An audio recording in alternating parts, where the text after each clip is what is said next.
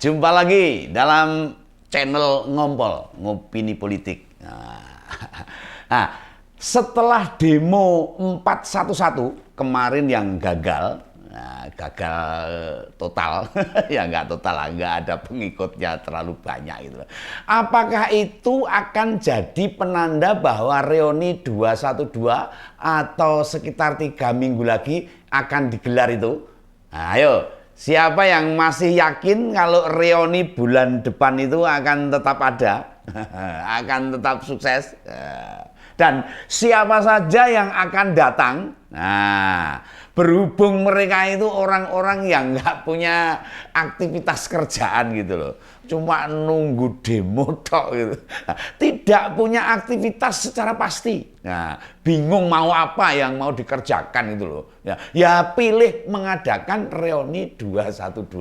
Ya, ada motivasinya yang jelas, ya toh. Nah, tahun depan sudah pilpres loh, sudah pilpres, sudah mulai proses pilpres. Nah, mereka berharap bisa merapat ke salah satu parpol atau ke salah satu kandidat capres. Dilihat dari sejarah 212, besar kemungkinan mereka akan nempel ke koalisi perubahan untuk mendukung Anies Baswedan. Ya, hampir tipis kemungkinan, bahkan mustahil kelompok ini akan diterima oleh Pak Prabowo sebagai elemen pendukungnya Pak Prabowo. Ya, setelah jadi menterinya Pak Jokowi, ya, Pak Jokowi Dodo, Pak Prabowo mulai terlihat hati-hati. Iya, harus waspada gitu. Dan tidak lagi dekat dengan kelompok-kelompok sumbu pendek ini yang sukanya cuma demo ini. Nah, kita pantas bersyukur loh. Rupanya Pak Prabowo belajar banyak dari Pak Jokowi. Nah, bahwa mengelola negara ini tidak mudah. Negara yang sebesar ini dengan beribu-ribu pulau ini tidak mudah. Penuh perjuangan, ya toh, dan harus dilakukan secara konsisten maupun tegas, jujur. Nah, tegas kepada kelompok-kelompok yang bawa-bawa agama demi kepentingan mereka sendiri. Nah, mau tahu? Kalau reuni 212 tetap digelar, meski makin sedikit yang mau ikut, ya itu kita lihat saja. Ya kita lihat dan kita tetap menikmati channel Ngompol ini, dilihat sampai selesai ya, supaya nggak salah paham. Mari kita lanjutkan dalam Ngopini Politik berikut ini.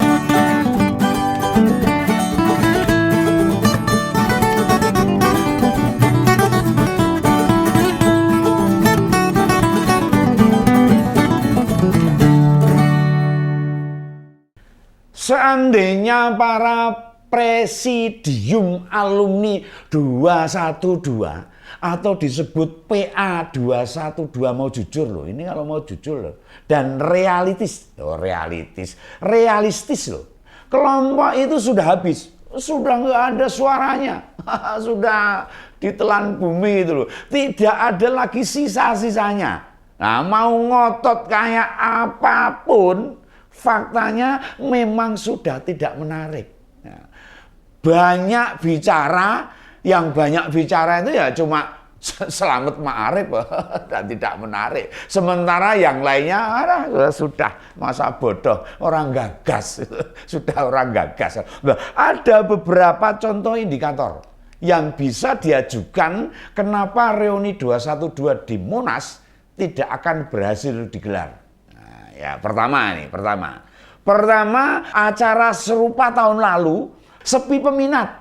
Memang sih masih pandemi, iya masih pandemi. Namun kenyataannya bukan hanya diikuti segelintir orang saja, tetapi juga nggak ada tokoh-tokoh yang datang, nggak ada pemimpin-pemimpin yang datang. Wes ora do tertarik gitu loh. Ya. Apa karena takut dijebloskan ke penjara kayak Rizik Syihab? Takut ya. Yang nekat melanggar protokol kesehatan akhirnya diciduk. Itu bisa jadi. Bahkan pengelola Yayasan Az Zikro milik almarhum Ustadz Arifin Ilham itu saja menolak didatangi, nggak mau, nanti malah kesuk didatangi itu. Ya karena kegiatan mereka memang tujuannya politik.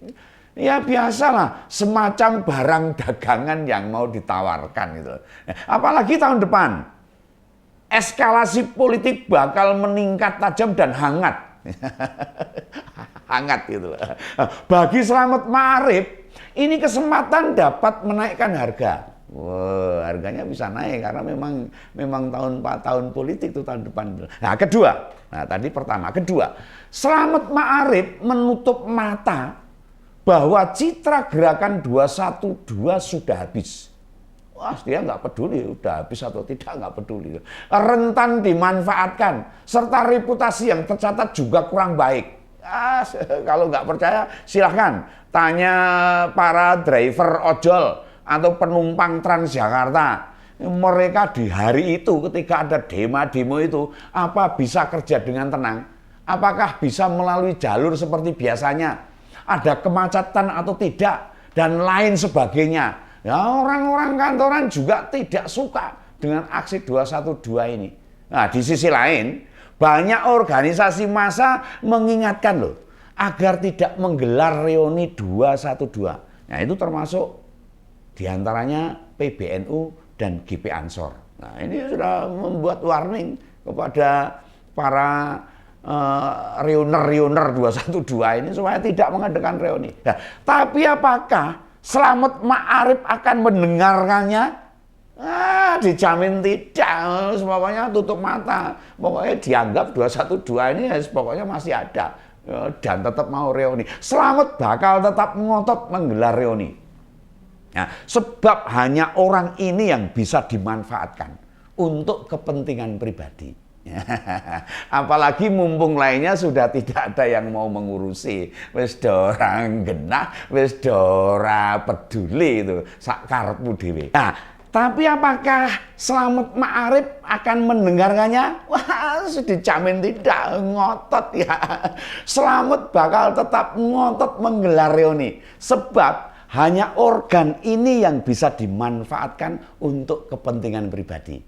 Apalagi mumpung lainnya sudah tidak mau mengurusi, wis ora diurusi ditokne wae ya. Nah, mana itu? Mana itu? Nama-nama seperti Yusuf Marta, Sobri Lubis, Haikal Hasan, Egy Sujana, Baktiar Nasir, dan lainnya mana itu?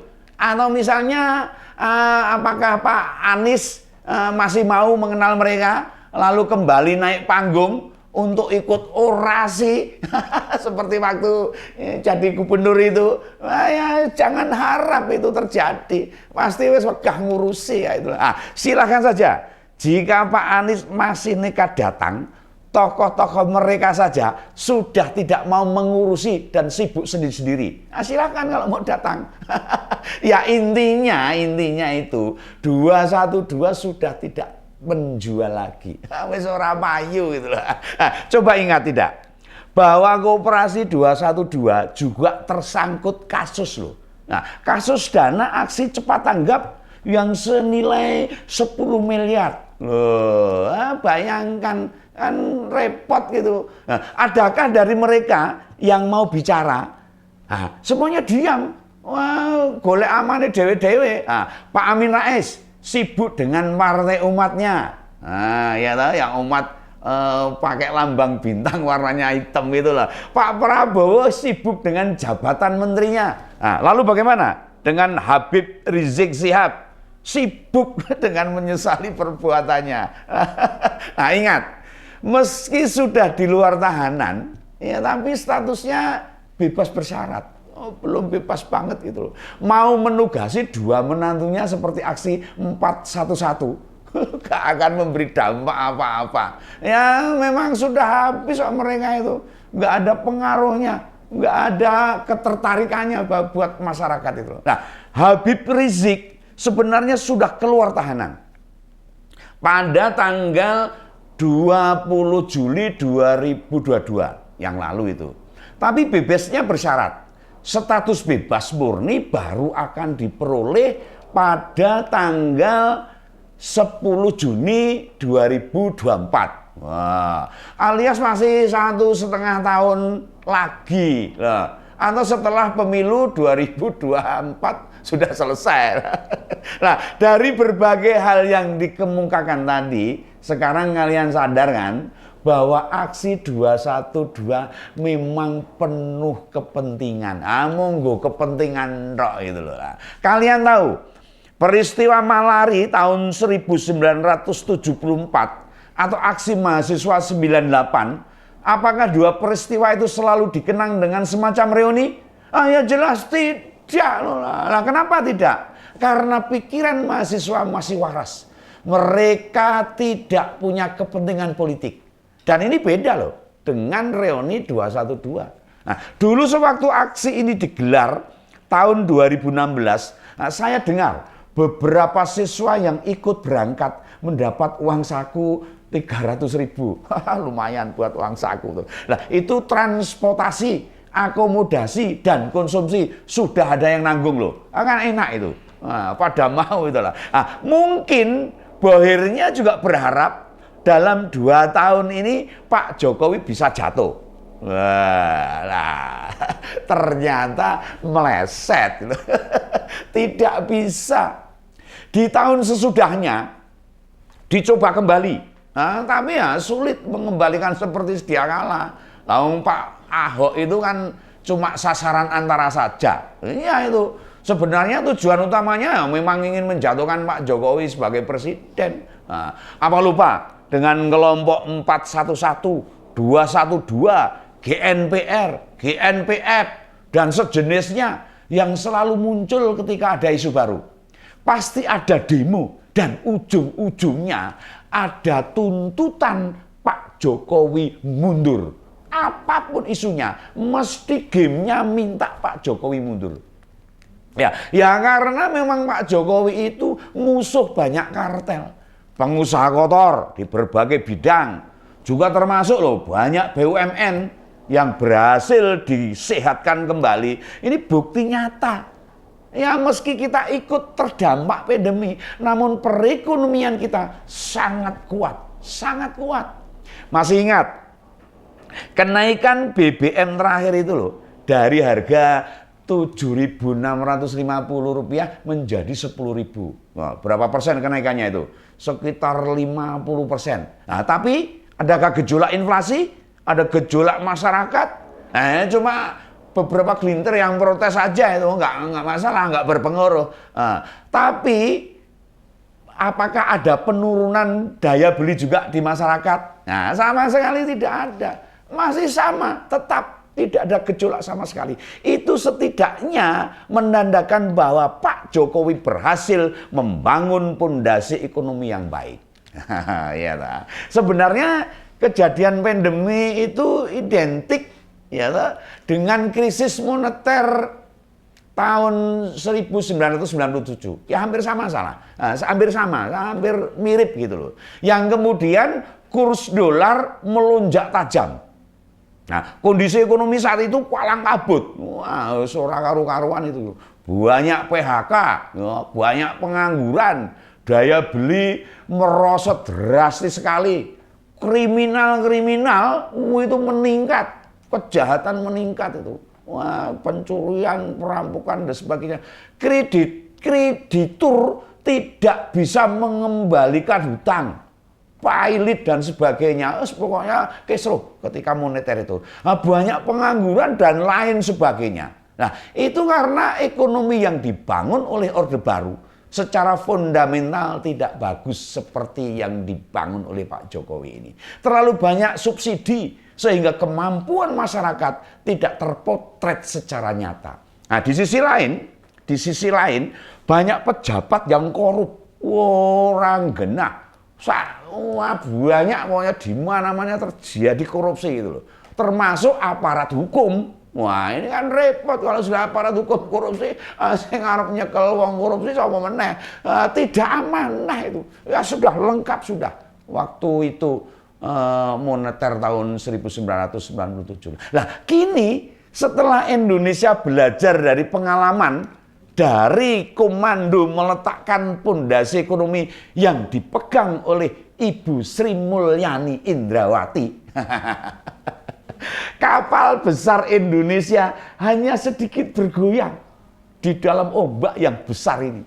Hanya bergoyang sedikit.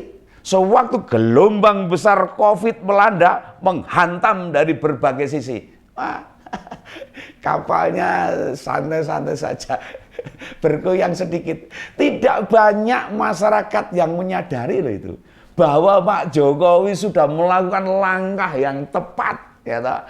Melakukan langkah yang bagus. Nah, sejak beliau menjadi presiden tahun 2014 dan saat ini kita benar-benar sedang menikmati suasana yang menyenangkan sebagai bangsa di negara ini.